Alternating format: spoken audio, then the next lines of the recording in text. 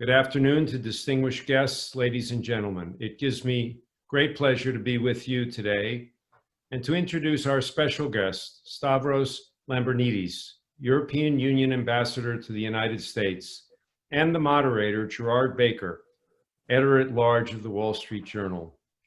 Before I begin with formal introductions, I'd like to say a few preliminary words.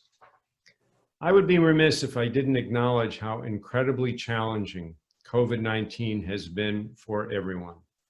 7 months ago, I'm sure none of us could have predicted how vastly our lives would be impacted by the pandemic. Through the adjustments we have had to make and the painful moments we have had to endure, there have also been countless bright spots, acts of selflessness and support that have demonstrated the strength, kindness, and resilience that exists within people all over the world. During my time as ambassador to the United States to Spain and Andorra, I was afforded the opportunity to contribute to the long-standing 67-year diplomatic relationship between Europe and the United States. One of the great values of this connection has been our ability to form responses to global challenges through dialogue, collaboration, and partnership. Today, we have the privilege of hearing from one of the leaders tasked with continuing that tradition. It is a privilege and an honor for me to introduce today's very special guest, the European Union Ambassador to the United States, Stavros Lambrinidis. Ambassador Lambrinidis was born in Athens, Greece in 1962. He graduated with a degree in economics and political science from Amherst College, just up the street from where I am, or down the highway. And he attended Yale Law School, where he was managing editor of the Yale Journal of International Law. Ambassador Lambrinidis has held his current position since March 1st of 2019. Excuse me. Prior to that, from 2012 to 2019, he served as the European Union Special Representative for Human Rights. And in 2011, he was the Foreign Affairs Minister of Greece. Between 2004 and 2011, he was twice elected member of the European Parliament with the Greek Social Democratic Party.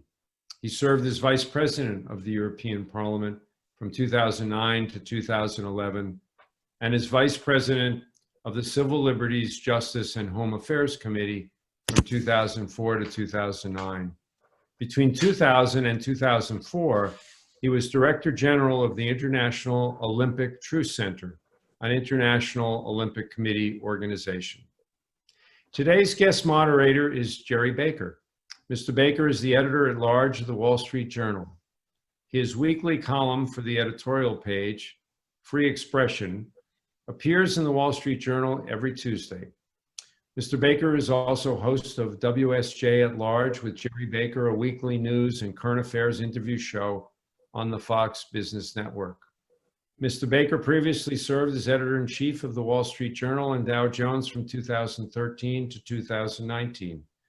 Prior to that, Mr. Baker was deputy editor-in-chief of the Wall Street Journal from 2009 to 2013.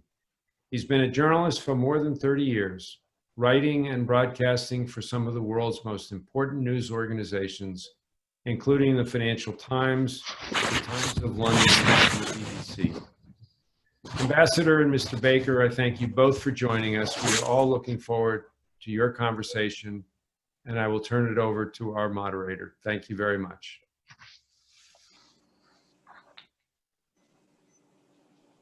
Hello. Thank you very much indeed for that. It's a great pleasure to be here. I think we are going to have a really important conversation with the ambassador about the developments of the relationship between the European Union and the United States.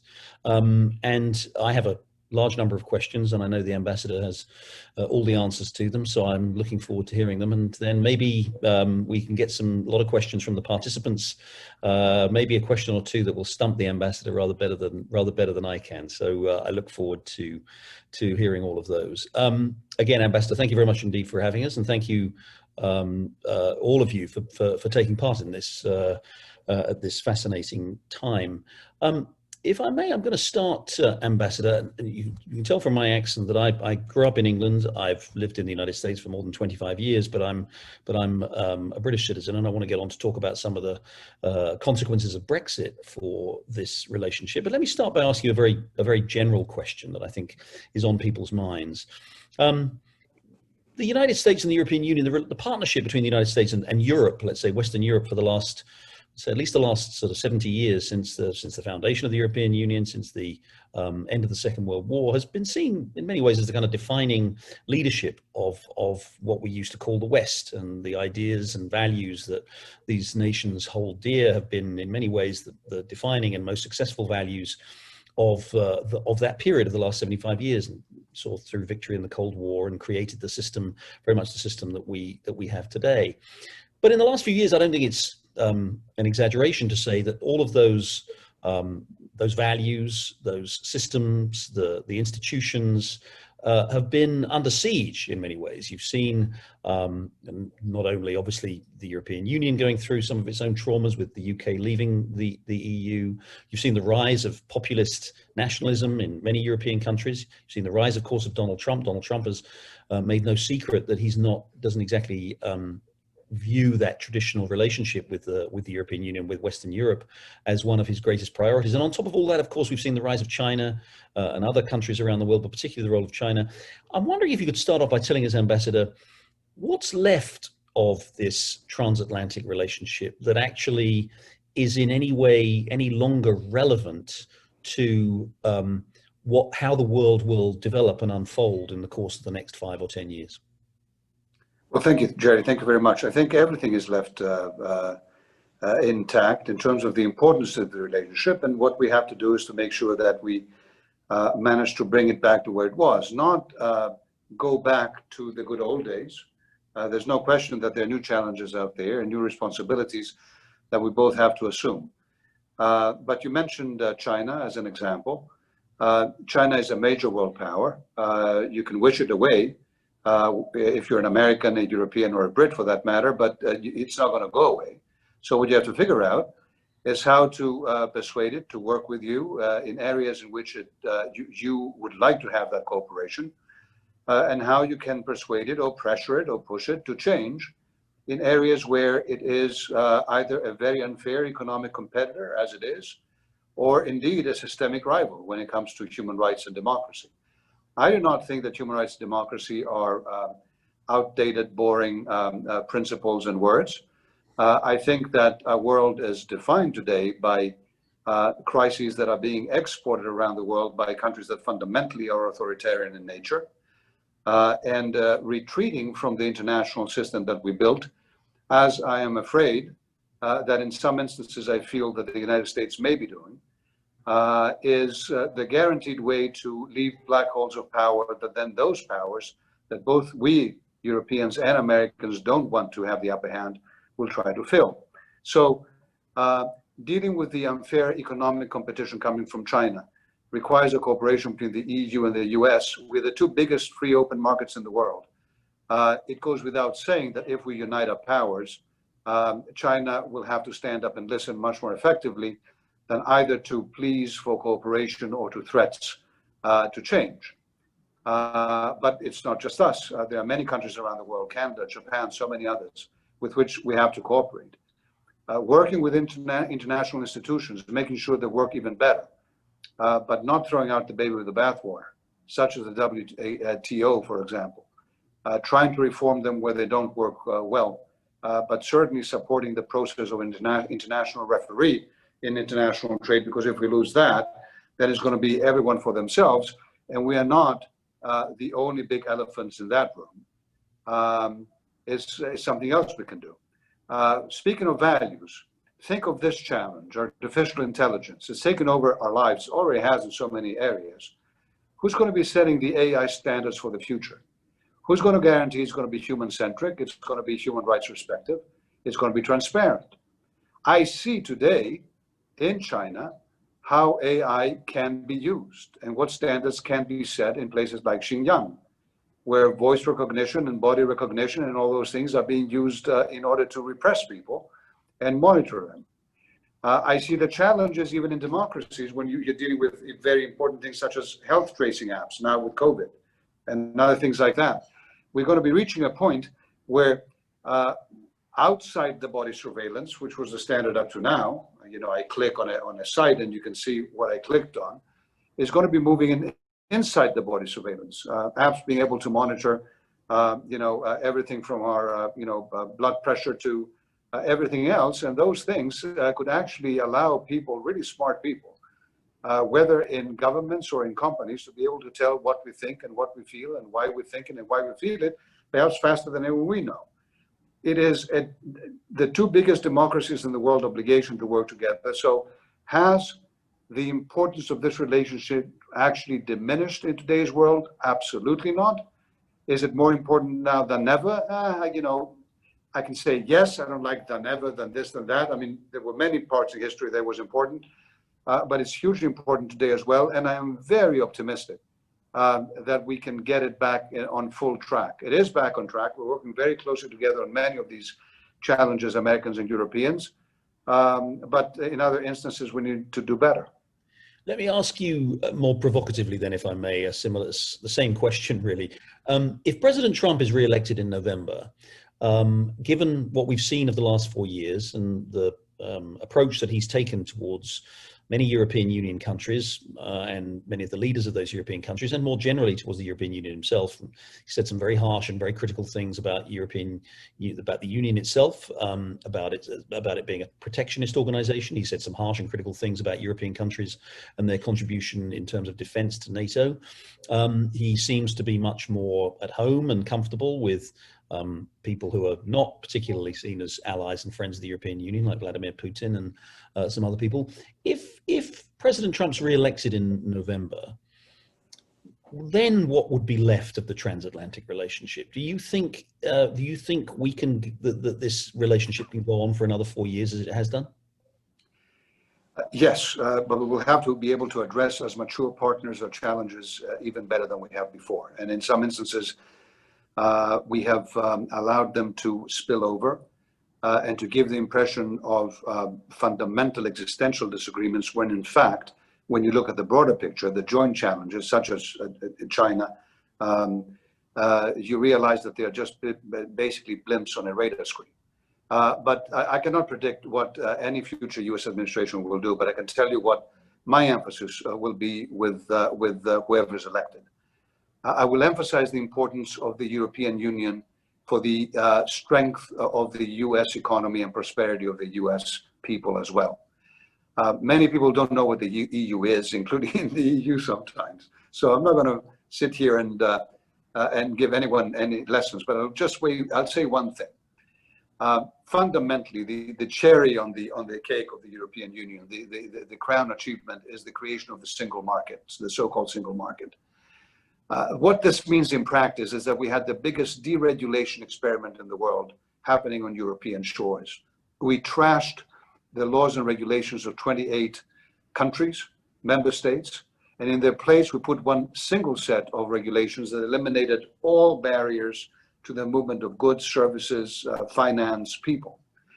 And that created a market of 450 of the most prosperous and educated consumers in the world, in which a US company can come and invest in any corner of it, and with zero inhibitions, be able to trade and invest with all these people. This is the reason why US companies have voted with their feet. They have invested in Europe more than anywhere else in the world. They have made more profits in Europe more than anywhere else in the world. That single market, that sounds like a bureaucratic thing coming out of somewhere, is the biggest deregulation, unbureaucratic experiment in the world, and it's worked for US prosperity as well. So I would work to ensure that we can preserve it. Does it have issues? Absolutely. We have disputes, including on trade. I would work much better to try to diffuse those, to work with our American partners, to deal with our mutual concerns on trade issues, and we already have had some successes. Very recently, we had a small trade agreement that opens the door for more discussions. I would focus a lot, no matter what the administration would be, on finally settling the Airbus and Boeing dispute. I think it is ridiculous that we are fighting over it. The US imposed tariffs after the Airbus decision came out, and we will be forced to impose tariffs on US when the Boeing decision came out. Frankly, we both lost our cases. And as we're fighting on this, instead of settling it, and instead of trying to determine what the appropriate subsidy principles for the airline building industry will be in the future, in places like China, wide-bodied aircraft are being right now produced with 100% subsidization. So I will make sure that I try to make the point, I hope effectively, that we have no time to lose for our companies and our businesses, especially coming out of COVID, where the airline industry is so hard hit. So when it comes to the economy, I'd say that. When it comes to security, you also mentioned before security. I would say that the European Union in the past few years has embarked in a remarkable effort to become much more efficient in the way that it invests, it researches, it produces, and it deploys people together. And that is armies together and weapons. Now, we are collectively the second biggest investor in defense in the world after the US.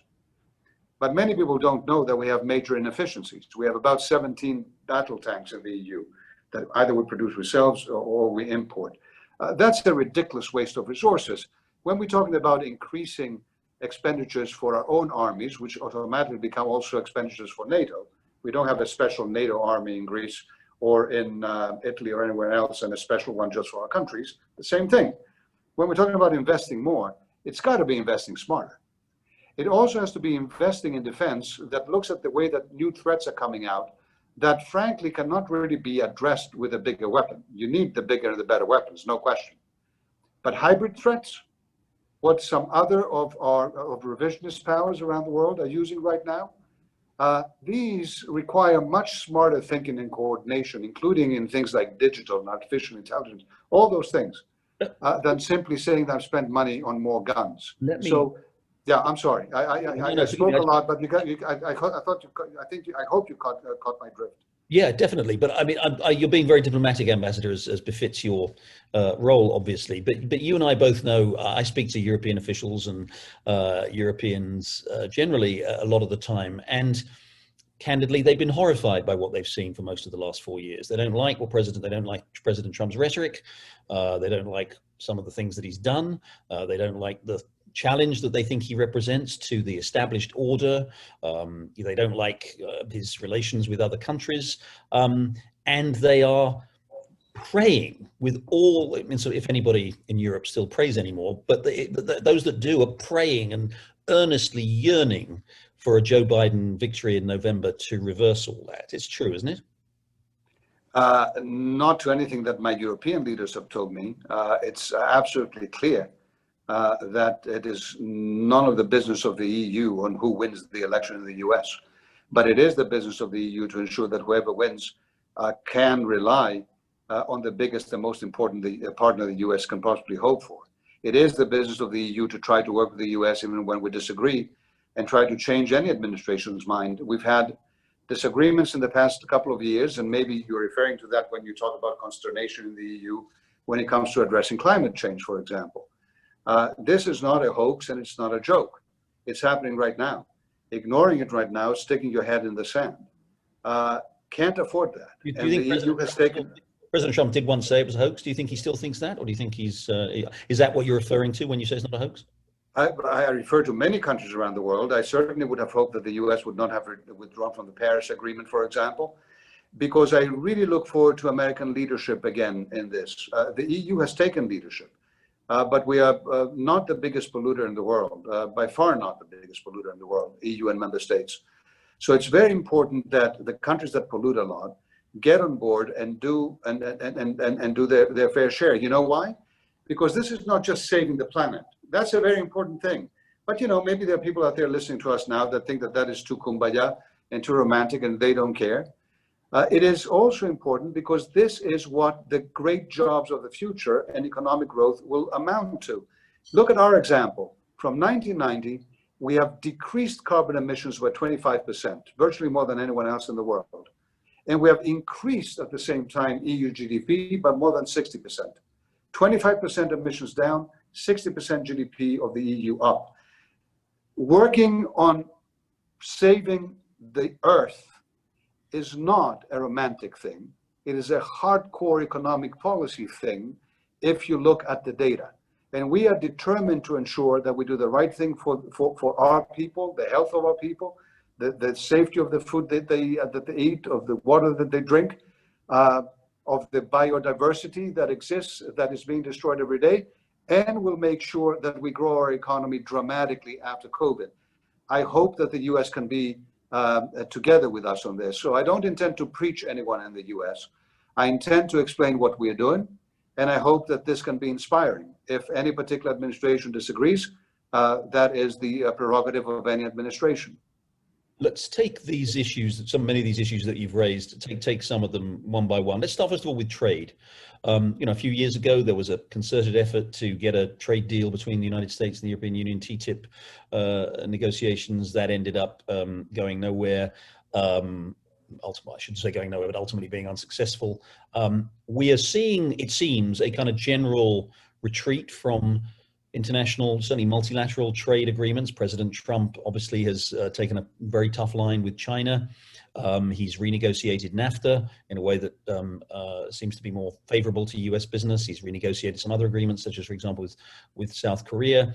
There seems to be as I say, a broader reluctance now for further multilateral trade agreements. Do you think, again, forgetting whoever wins in November, whatever the outcome of that election, do you think we have to get used to that now, that actually those advances that we saw in the 1990s and the 2000s, as we got more and more multilateral trading arrangements, do you think that's essentially now history? No, but I think you're right in detecting an issue. So obviously, I think all of us failed to see the potential negatives of rapid globalization, including very open trade, on how they affected parts of our populations. We only saw the positives, and there are many positives. But the negatives did leave many people behind. They did create a much bigger inequality, especially in advanced economies such as the EU's, the UK's, or the US. And not addressing those things on time also created a sense of the elites ignoring the working man or woman, and a lot of populism flourishing around the world. So we are cognizant of that. Perhaps in Europe we're a little better placed, and we have been, to address some of these concerns, because if you look at the programs we have in place to support people to stay in employment as opposed to simply being fired at will, or if you look at the healthcare systems that we have covering everyone, whether or not they're employed in any particular moment, we could to some extent mitigate some of the problems, but we didn't all of them. So we have wisened up. When we talk about a green European Green Deal now and a green transition, a big part of that is a dedicated fund we have created of billions and billions of euros that we call the Just Transition Fund, which will be going directly to communities in the European Union that will be suffering from this transition. Coal mining communities, workers or communities that work on a particular kind of engine in a car, and then that will go at some point to being a battery. All these inequalities have been ignored, perhaps more than they should have been. And it is our obligation, in my view at least, both for Americans and Europeans, to take them very seriously into account. But given, again, you described very well the political conditions in both the United States and Europe and indeed elsewhere. Given those political conditions, is a resurrection of trade, of a comprehensive trade deal, the idea of a comprehensive trade deal between the United States and the European Union, is that remotely feasible? I think that is not right now in the center of the trade agenda. I think we are more focused now between the EU and the US to ensure that we manage to address some of the irritants in the relationship. And we're also increasingly focused on how we can address multilateral trade challenges, such as at the WTO level. Make sure WTO functions even more effectively, has new rules that address major issues such as industrial subsidies coming from China in a massive scale, or from other countries. I think the ambition of having a major trade deal on everything is not in the center of our radar screen, for better or for worse. But I mentioned Airbus and Boeing before. This is not a full-scale trade agreement. But think of how the airline industry and all those millions of people supplying it have been hit during COVID, perhaps more than any other industry. Think of the positive message to the markets that this could give. Think of the positive message to workers who would get their jobs back that this could give. A positive sense about economies rising out of the ashes of COVID could also change hearts and minds in terms of a bigger EU-US trade relationship. But in the meantime, what the EU has done is not stay with our hands tied. A bigger part of our economy and our GDP depends on open, free, fair markets. So right now we have bilateral trade agreements with over 77 countries around the world. Many of them we negotiated over the past few years. They have been, in the vast majority, approved by all European parliaments and member state parliaments and the European Parliament in Brussels, indicating that Europeans do understand that if we manage, in the context of WTO rules, not as rogue players in the international scene, try to get over the fact that the system has, to some extent, slowed because of all these issues you raise, and try to create openness of markets, reducing tariffs to close to zero for products coming from all these countries to the European Union and vice versa, that this could be an indirect way to ensure that in the end of the day, we can inspire the WTO system as well to follow many of these advanced trade agreements. In our agreements, we ensure that the environment is protected. We ensure that data privacy is protected, so that we don't exchange data violating data privacy rules, for example. We ensure that labor rights are protected. All this is important stuff. These are issues that also the US discussed with Canada and Mexico during NAFTA. So I do see areas of potential convergence there, honestly, not necessarily divergence. Let me just ask you briefly about Brexit, inevitable topic, especially right now. There's a lot going on.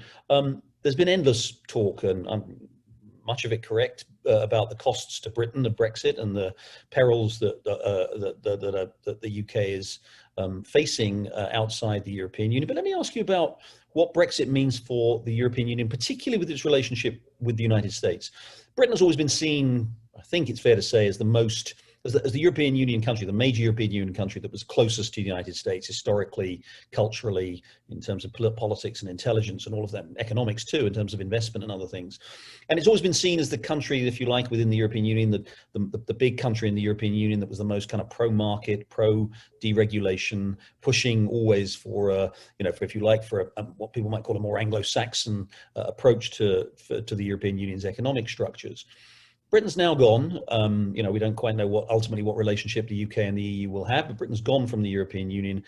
What does Britain's pursuing its own relationship with the United States, wants a trade relationship, will continue no doubt to have its intelligence relationship and military connections and everything else.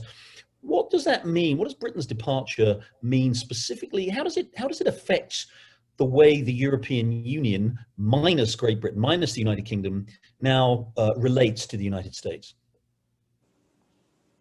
Yes, indeed. Well, I mean, isn't it an irony, in fact, that Britain, who for all the reasons you mentioned, was one of the champions of completing the internal market, decided to leave the internal market once it was completed and so beneficial for UK businesses and exports, the vast majority of which go to the EU, and only a small percentage of which goes to the US.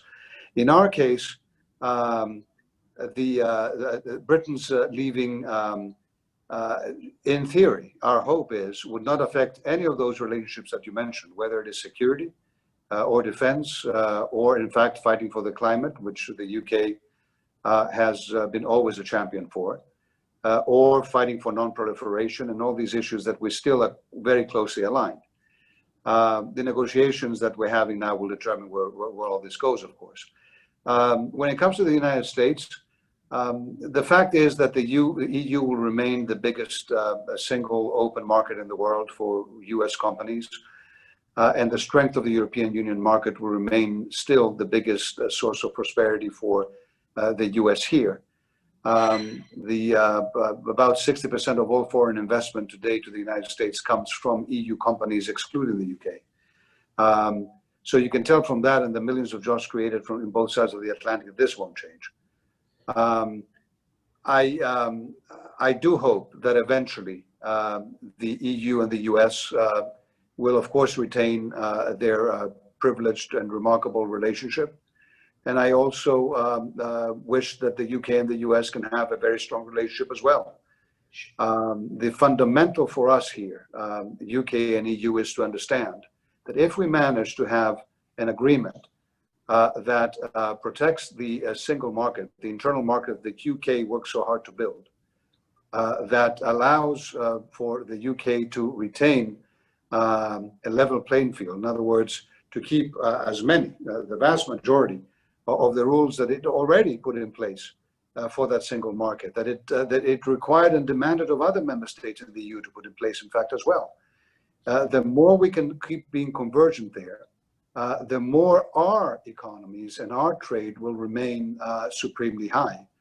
And there's nothing better for the United States as well as ensuring a strength of the UK and the EU economy together. So if we manage that, that would be great. Initially, I thought that would have been an obvious feat and an easy one. I have to say that I'm quite surprised by the turn of events and what the UK government has decided to do just recently, which is to fundamentally say that it wants to move away from the signature it put itself on the withdrawal agreement and some key elements of it. But okay, hope dies last, and my hope will definitely die last. We've got a Greek and a Brit here. We don't want to revisit the debates about the European Union and Brexit, but I should just say, of course, the British government says that the European unions are not negotiating in good faith because the I understand that, and I understand that, and I think that we cannot resolve that here. It's kind of threatening to treat the UK differently from typically third countries, and in a way that would potentially leave the United Kingdom. I think, look, I mean, we can have a big discussion of this, and I think it's a fair one to have at some point.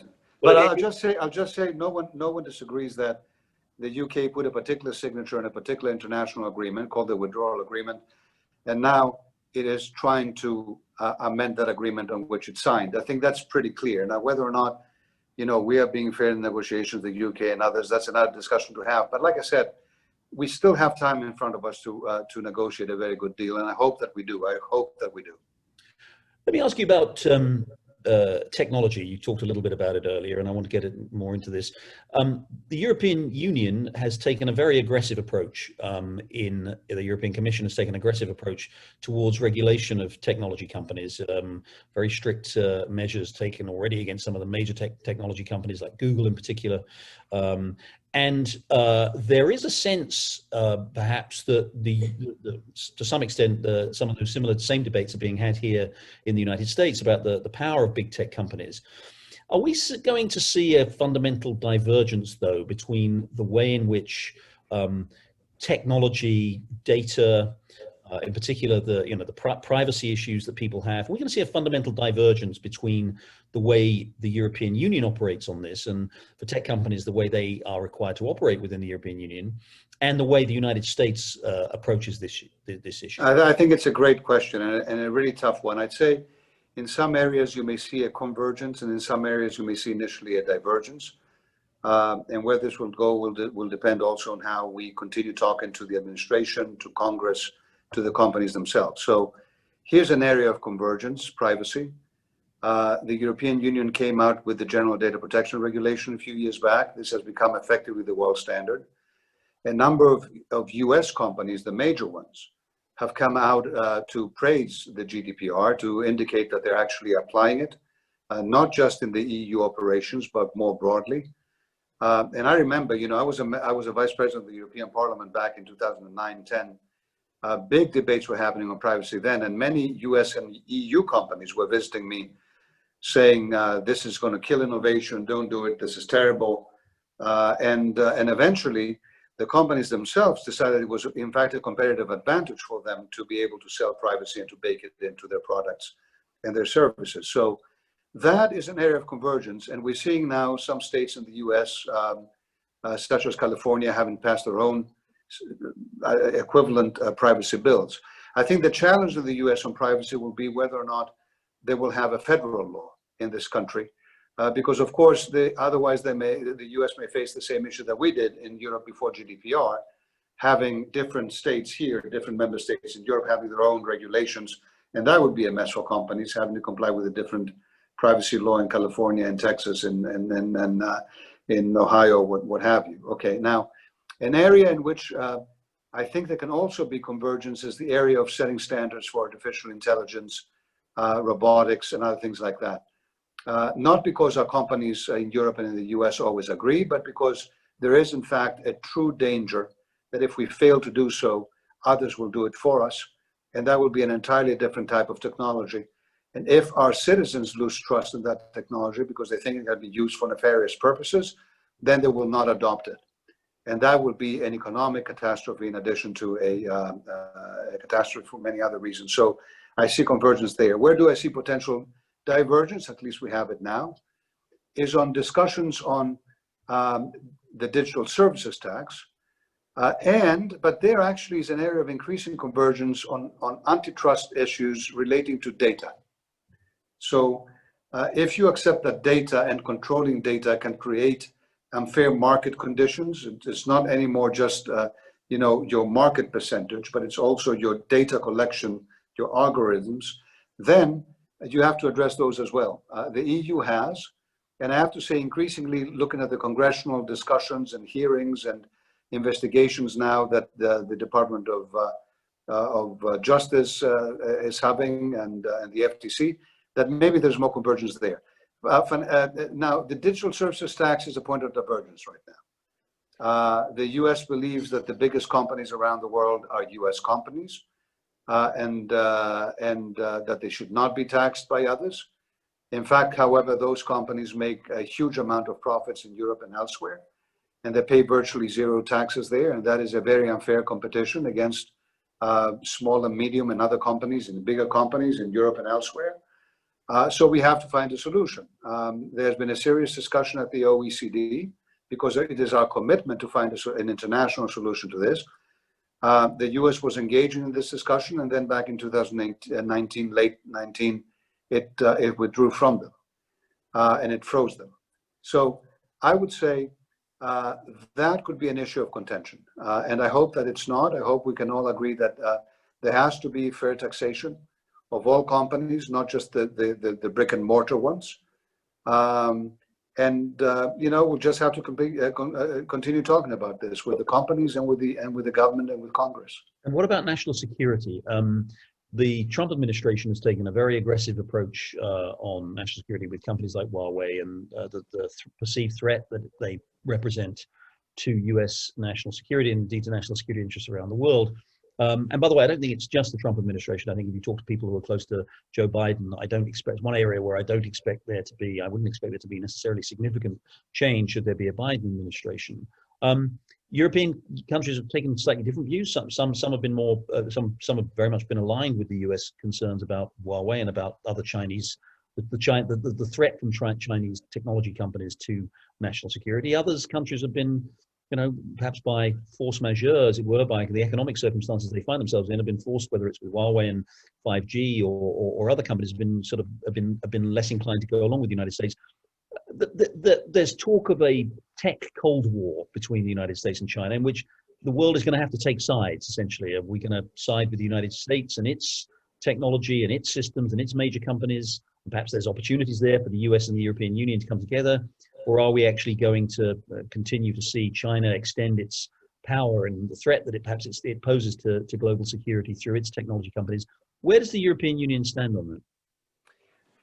The first thing, which is a major priority announced today as well by the Commission President in her State of the European Union address at the Parliament, is to create a more sovereign Europe digitally, to ensure that we can research and develop and invest more in our own digital companies, in our own protection of data, and the protection of our citizens' privacy, but also in a very competitive digital economy.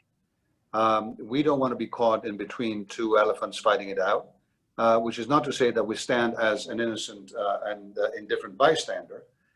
We do understand the security concerns coming from the illicit use of technology, and we have taken very concrete steps to address them, whether it is having our own investment screening procedures now in Europe to ensure that foreign countries, foreign companies subsidized by foreign countries cannot come in and just buy up anything they want to in Europe that would endanger our national security, but also by collectively, although it's a member state issue, deciding we're going to discuss the issue of 5G. We're going to identify what the risks are, including risks from untrustworthy suppliers because of the political systems in which they operate. And we put out a toolkit for our member states to mitigate those risks. So we are very much aware of those risks. Now, if I may say something broader here, because you use the word national security and it's very important. We also have a disagreement with the United States on the use of this word, because in fact, there are some areas, including 5G, where there may be some very legitimate national security concerns. But in the past few years, the United States has used a national security explanation in order to impose tariffs on products such as steel and aluminum, for example, from Europe, from the European Union, claiming that they're a national security threat to the United States. We take exception to that. We have from the beginning, and we had to, regrettably, but inevitably, respond with our own rebalancing measures against US products because of that. We are each other's biggest partner. We are not each other's biggest foe. And it's very important to be able to use the discussion of national security and to focus it where it really is a real threat, and to ensure that both our economies, but also our alliances, our feelings, or the feelings of our people, is always aligned on the EU and the US sitting at the same side of the table when it comes to these challenges. We've got a lot of questions coming in from the audience, and I want to come to some of those, and I will in a minute. Let me just ask you one or two other quick questions, though. About first of all, the Middle East. You saw yesterday, in fact, I think you were present, Ambassador, at the signing of the Abraham Accords in Washington, the remarkable breakthrough that has been achieved in relations between Israel and many Arab countries.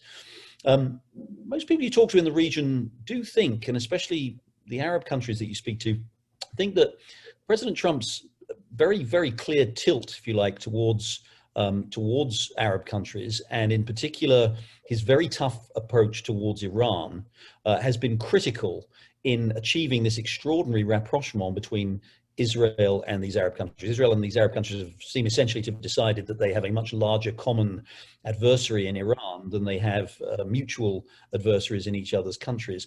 So President Trump took a tough line, pulled the United States out of the JCPOA, has taken a tough line on sanctions, and has achieved these remarkable diplomatic breakthroughs with perhaps really long-term implications for peace in the region.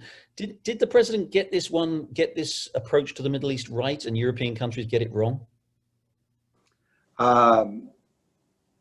No, but I do think that the event yesterday gives hope, serious hope, for the beginning of a process that, if managed effectively and wisely, could lead to more lasting peace. And in fact, we, the European Union, has from the beginning recognized the importance of this rapprochement. In fact, it's something that we have been for years ourselves advocating with our Arab partners and the Israelis in every opportunity. So that was indeed a very important step. At the same time, I think it's interesting to listen to the speeches of the Bahraini and the Emirati foreign ministers yesterday in this event. They both made a very strong point about the importance to them of ensuring that the Israeli-Palestinian issue is not forgotten and it's resolved according to international parameters and having a viable two-state solution work. This is something that is also at the same time a major priority of the European Union, and we have been supportive both politically but also through our funding of the two sides to be able to make that agreement. So our focus is relentless there. Now, when it comes to Iran, we always have recognized, including all of us who signed the JCPOA, the agreement to ensure, as it did ensure, the denuclearization of Iran when it came to weapons of mass destruction, that Iran was not just that there were other dangers in the region, that Iran actually played a very, very subversive role. We in the European Union have sanctions on Iran as we speak, in spite of the JCPOA, that are still in place, having to do with Iran's major human rights violations. So the real question is, what is the best way to ensure that Iran becomes a constructive player in the region, and also that other Arab countries as well become constructive in the region? I don't think that there's any question that there are many conflicts, including in Yemen, where you cannot point a finger to anyone who has their hands clean of it. So, you know, it's easy to have a narrative that is very black and white, but we all know how the Middle East has so many shades of gray, and gray perhaps is a charitable color to describe the shades. We are very aware of the difficulties. We are very prepared to work with our American partners and with the countries in the region to keep addressing them. I do hope, like you do, that the Abraham Accords signed yesterday can be a very constructive step in that direction.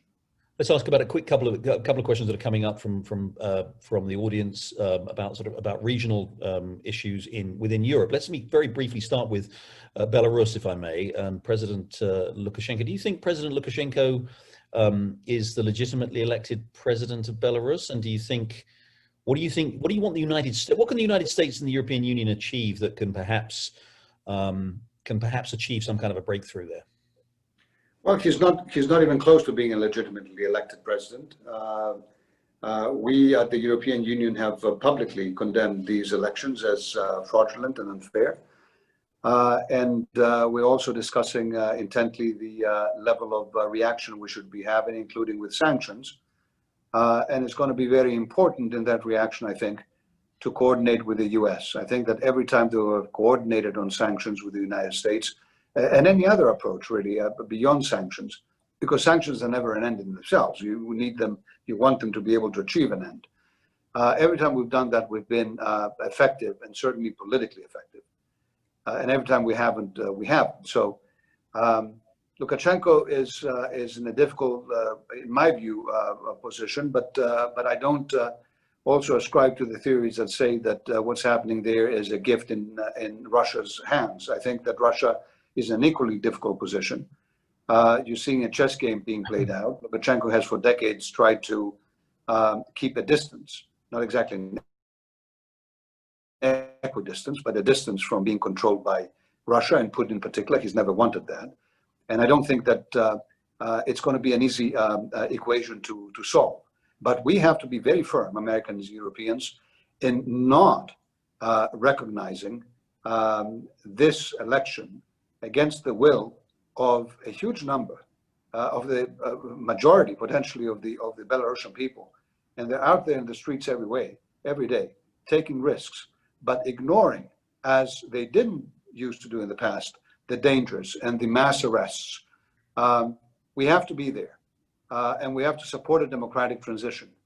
Democracy is not a dirty word, and in fact, the real danger, if this goes wrong, by suppressing democracy, is that you could have another terrible mess of a state that is ungovernable. Another quick question about a regional question in Europe. Let me ask you, this that people are raising is Turkey, relations with Turkey. Obviously, this is an issue you're very experienced with from your own national perspective. But this issue, first of all, I mean, the larger question of the direction that Turkey's been heading under President Erdogan over the last 10 years or so, and what that can mean for its ultimate relationship with the European Union. And if you could particularly, someone's asked if you could especially address this question of the current crisis on the Greek island of Lesbos, the refugee crisis there, and Turkey's role in that, and indeed Turkey's broader claims on the Aegean and the Eastern Mediterranean. Okay, these are two, let's say, different issues, but I'll be happy to try to address both. Turkey has had quote-unquote claims on the Eastern Mediterranean for a long time. There are claims that are patently against international law, and the European Union has said so. And when there are issues that in fact require negotiation between Greece and Turkey, or Cyprus and Turkey, for the delimitation of continental shelf, exclusive economic zones and all that stuff. In those instances, Turkey is trying to brother-fare its way through those negotiations, and we saw that recently with the ship that came out violating Greek territorial waters and trying to do energy explorations, while at the same time refusing to eventually, if peaceful negotiations don't lead to a solution, to take the case to the International Court of Justice, which is what civilized countries would want to do. So it's clear to me from that Turkey is on a revisionist path. We have seen Mr. Erdogan make a number of statements about that, about the new role of Turkey in the world. It's also clear to me that Turkey's path really fundamentally is with Europe. Its economy, its history are inexorably tied with the European Union and its member states. And it's a very important partner when it comes to a number of conflicts around the world. So it is a difficult task, but an important one that has been undertaken by the High Representative of the European Union to talk to Turkey and to find the best way to convince it to climb down the ladder of saber rattling and to work constructively with the EU on a number of crises in the region in which it can play a constructive role if it decides to. Fundamentally, this is more than a European issue. It's also a NATO issue, and we're talking with the US on this as well, and the NATO allies on this. I mean, the S-400s, we tend to forget that discussion because every time that there seems to be a new provocation, a new upping the ante, a new danger for conflict. But there are many elements of this that also have a NATO component. So I would say nothing more than what I just told you now. We're working very hard to ensure that Turkey can be a real, true partner, and certainly we will not, as European Union, remain quiet. In fact, we may become very, very active when it comes to violation of a European Union member states' rights. And this is what you see happening in the Eastern Mediterranean, as stated by the European heads of state and government repeatedly already. A couple of questions about the pandemic and its direct implications. Let me try and sort of bundle them and ask you a broad question. We're all trying to get to terms with how this new world that we're living in will change our lives permanently and fundamentally. And see, with people taking a different approach towards travel, international travel, with global supply chains being revised pretty dramatically, with more and more people focusing on essentially kind of staying close to home, businesses being close to home. Is this, do you think that will be one of the consequences of this pandemic, that there will just be less international engagement, there'll be less trade, less global movement, less globalization, if you like? Are we going to see a much more nationally focused, a nationalist focused sort of world agenda? I think initially we're going to see that. We're seeing it already, protectionist instincts and tendencies. But I think very quickly we will understand and we will realize that open trade is the best way to actually get out of this crisis. And we have a recent example. It was the financial crisis. If you look at how the US and the EU and others came out of that crisis, you will see that it was a boost in international trade that allowed for our economies to go up. This is not to say that we're not thinking about the resilience of supply chains, especially when it comes to pharmaceuticals. We saw that those chains collapsed when COVID broke out. So we as Europeans will be taking care to diversify them and strengthen them, and sometimes even insource them. But we will not allow that to then spill over into a more general policy, which in fact is very ineffective. We've seen it all the time, of trying to disengage ourselves with our partners in international trade. It doesn't work. In the end of the day, companies at the beginning under protectionism may feel some protection, but in the end of the day, they become entirely incapable because they have no incentive to innovate and to improve, to address international competition. Other countries are way ahead of them, and becoming insulated kills them. So protectionism doesn't protect. And we have to be perfectly aware of that. Now, will we travel more? These are very interesting and difficult questions. Difficult to tell. I guess there may be, when people feel that it's safe to do so, there may be a much greater need for people to go back to visiting others. And I believe that this is actually what's going to happen. That's my prediction. That's my sense. I mean, I'm seeing already when conditions are not supremely safe at this stage, people wearing masks, following very strict safety protocols and flying. And my understanding is that we haven't had yet a reported case or a case that we know of people catching COVID if they followed all those strict precautions by doing so. I do not believe that our curiosity for each other, for our cultures, for the world, for different people is going in any way to diminish. I do not believe that our thirst to explore new markets, new ideas, new investments is going to in any way going to diminish. And even if we do more thinking about doing more things domestically, I'm serious about this. I'm just simply convinced that things will go back to normal. But what do I mean by this? I certainly don't hope that they go back to normal the way they used to be. Our investments have to be much more sustainable and green. We cannot be polluting the environment. They have to be much more respectful of labor rights and of equality. We cannot be creating inequalities in our societies or in other societies around the world. We have seen what this does. It creates social explosions. And if we decide to create an environmental explosion and a social explosion as we're trying to come out of the crisis, then we will be the only ones to fault for the results of that. Whereas if we, on the other hand, invest in green growth around the world, invest in fair, transparent investments so that Belt and Road is not the only alternative to countries who need quick, fast cash and investments, but we can provide open, transparent, non-debt trapping, respectful of rights investments. I am extremely hopeful that we will open up fast and the world will be better for it.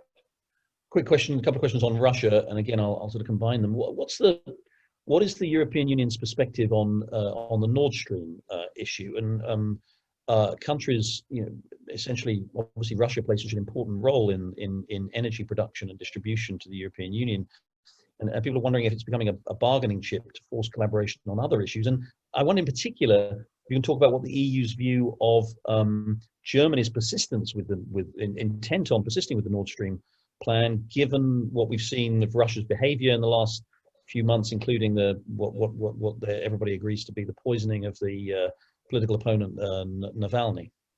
Well, I was at an event before this with the German ambassador as well, and I assure you that she was extremely open about all the areas in which Germany itself is supremely concerned about Russia's system and what Russia is doing, including Navalny, but not just that. We are not naive towards Russia, and we have, with our sanctions in the case of Ukraine, which are hurting the EU and the EU economy much more than they're hurting the US economy, just because the volume of trade and investment that we have with Russia is much magnitudes bigger than the volume of trade and investment the US has. And yet we are there at the front lines. We have shown that we can be very tough.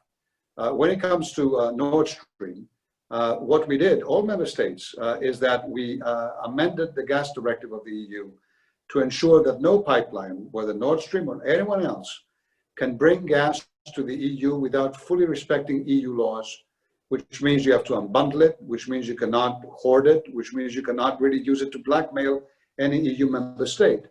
What we are arguing, we're having discussions all the time. Our member states, as you know, don't agree among themselves on always on Nord Stream or its necessity.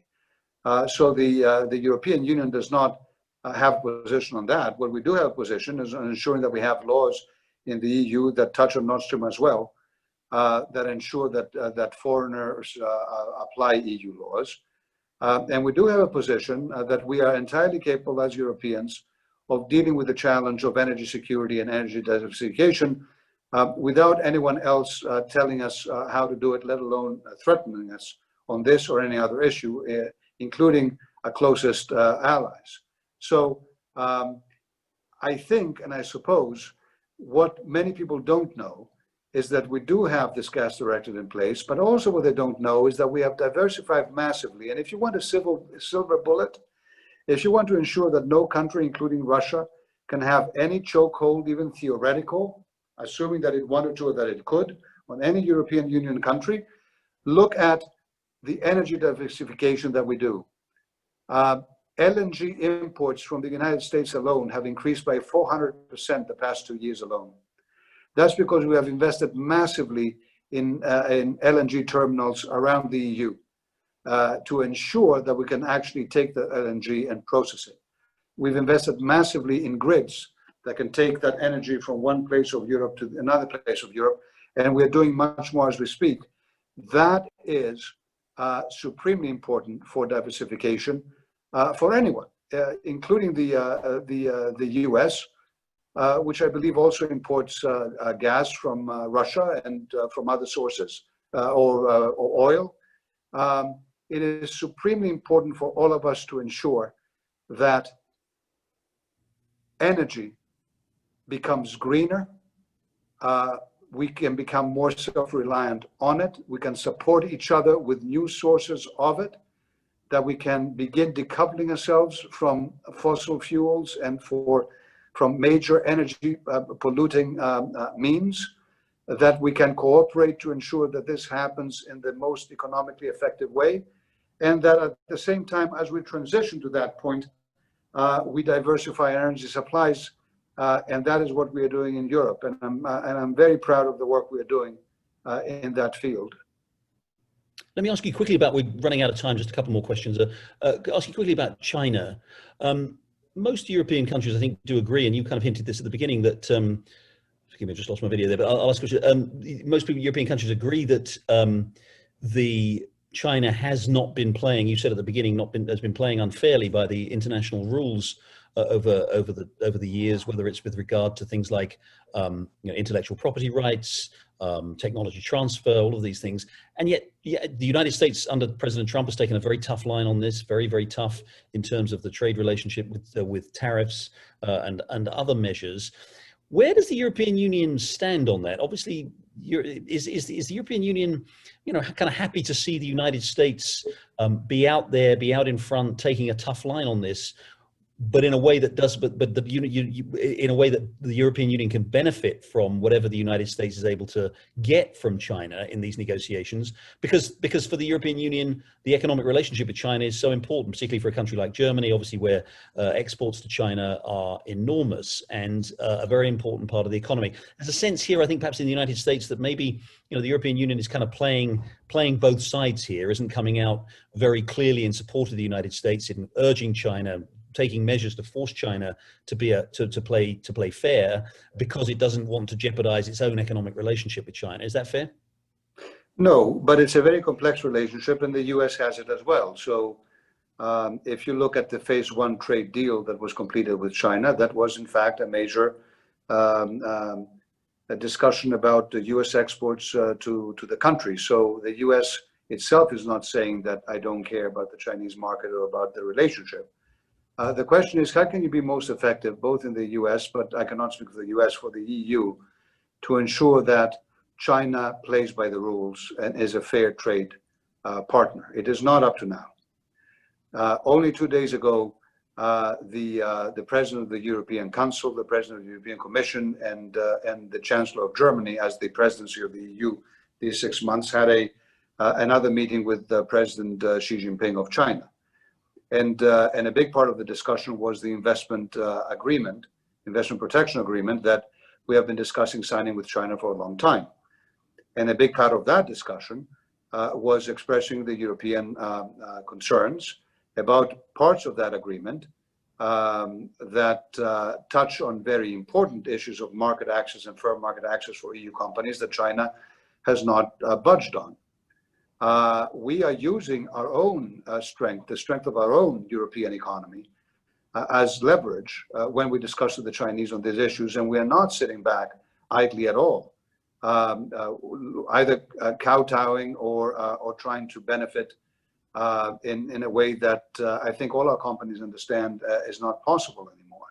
At the same time, we have, as I mentioned, I think at the beginning, we have applied investment screening in the EU we also have applied now a new policy about public procurement in the EU, in which we are not going to be any longer allowing companies to come and bid for public procurement projects in the EU if those companies are actually being supported by the taxpayers' money in another country, being fully subsidized or greatly subsidized and undermining fair competition in the EU. And of course, when it comes to 5G and other areas that are truly national security related in some instances, in the national security part of that conversation, we are also very firm. So I don't think that's fair. I think the fairest thing to say, the most obvious thing to say is the following. China is out there and will be out there. If the United States and the European Union work together to address the issues that we consider to be unfair in China's practices, or the issues that we consider to be dangerous on the basis of values, then the two biggest open economies in the world can absolutely have the upper hand. And if we manage to create more multilateral coalitions, including at the WTO or elsewhere, we will be, I am sure, very successful. It may not be a magic bullet, but I'm not seeing any magic bullets here either. I mean, this is a long-term, this is a marathon. You have to be very tough at the beginning of the marathon. You cannot fall behind. But you have to understand that it is cooperation among like-minded partners that in the end of the day will win you that trophy. And that is what I'm working on every day to achieve in my role as EU ambassador in this country. Final question, Ambassador. Thank you very much indeed. And you lead me to this question. And it's the old question about what is the European Union? As you know, the whole issue of how much integration, further integration there should be within the European Union remains a very important one. And with Britain gone now, you could maybe argue that the heaviest brake on internal integration and the ever closer union and the movement towards a federal system, a federal state, that with Britain gone, that could be accelerated. As you know, that's President Macron of France has indicated that he wants to see a much more integrated European role on issues like foreign policy and security policy and defense, and more broadly. And we've already seen these changes to some of the fiscal measures that the European Union has, where there's now much more willingness by states to essentially cross-subsidize, if you like, other states, if you want to put it like that, through bond issuance and these other measures that have been taken. Are we headed towards a situation where the United States is going to be, for all intents and purposes, a United States of Europe? No, I don't think so. I think a part of the great pride and the great strength of the EU is a unity in diversity. We have decided to pull together our sovereignties on a number of areas where we feel that alone each one of our member states in a changing world would be much weaker, including in trade. And our citizens have been, in vast majorities since Brexit, in fact, indicating an increased support for the European Union and for the role that they believe it plays in their lives. We are not in any way trying to create a melting pot of member states, but we are very consciously looking at areas in which pulling a sovereignty together can make each of our individual sovereignties even more effective. You mentioned the recent decisions, remarkable historic decisions about supporting each other for economic recovery after COVID, including through the joint issuance of debt, something that was a very contentious issue a few years back during the financial crisis. But now, in a situation where COVID came and hit us all, it became very clear and much easier for EU member states to unite behind. The decisions were made on climate and on digital and on transforming our economies. In fact, creating a new investment fund, because that is really what the New Generation EU Fund is, that was announced, of the 750 billion. a new investment fund to invest in green and in digital together is something that will boost the economies of our member states working more together on defense. The so-called PESCO and EDF and all these acronyms that Europeans use so everyone think that they're a bunch of bureaucrats. But in fact, in real life, are combining our resources and our power to become much more effective in a collective security presence around the world, including in our neighborhood, and a much more reliable partner for the United States as well. All these are indications of that. Sometimes people look at the EU and they don't understand it. I get that. And they try to compare it to the US. And although we're not going to be a United States of Europe, if you look at the elements of the EU project, you'll see so many things that are similar. No, we're not a bureaucracy. I'm always impressed by the fact that everyone working for the US government is a civil servant, but everyone working for the European Commission is a bureaucrat. I don't get how this works. But fundamentally, there's a European Parliament that has virtually co-equal powers now with the member states in legislation, and it's elected directly by the European citizens. You have a Commission President that has to be approved by the European Parliament, who then appoints one commissioner from each of our member states, as proposed from our member states, which is no different than an elected president in the US appointing unelected secretaries of this or secretary of that. And indeed, we have different US member states, different countries. But is it a loss of sovereignty to be an Italian and a European, to be a German and a European, to have been a Brit and a European? None of us feel that way. In the exact same way, I'm guessing, because I've been around this great country now here in the United States. I've been around this great okay, you're right. I've been around this great country, a lot in the past year and a half that I'm here. And, you go to some US states, and sometimes you feel that the pride that a Texan feels, right? I'm a Texan, right? At the same time, they're equally proud Americans. Being very proud of being a Greek or a Maltese or a Pole in no way stops you, or should be presumed to be bizarre to stop you from being equally proud of being a European. And the great accomplishment of the European Union perhaps may be this, that after decades of integration, slow one, careful one, we have reached a point that we are confident in our national identities and equally confident of a European one, that we are increasingly working closer together on things, but also, just as in the federal system of the states, having many competences belonging to our member states and not to Brussels, not to Europe. Maybe there are many more issues in common here than in difference if you were to look at the two systems.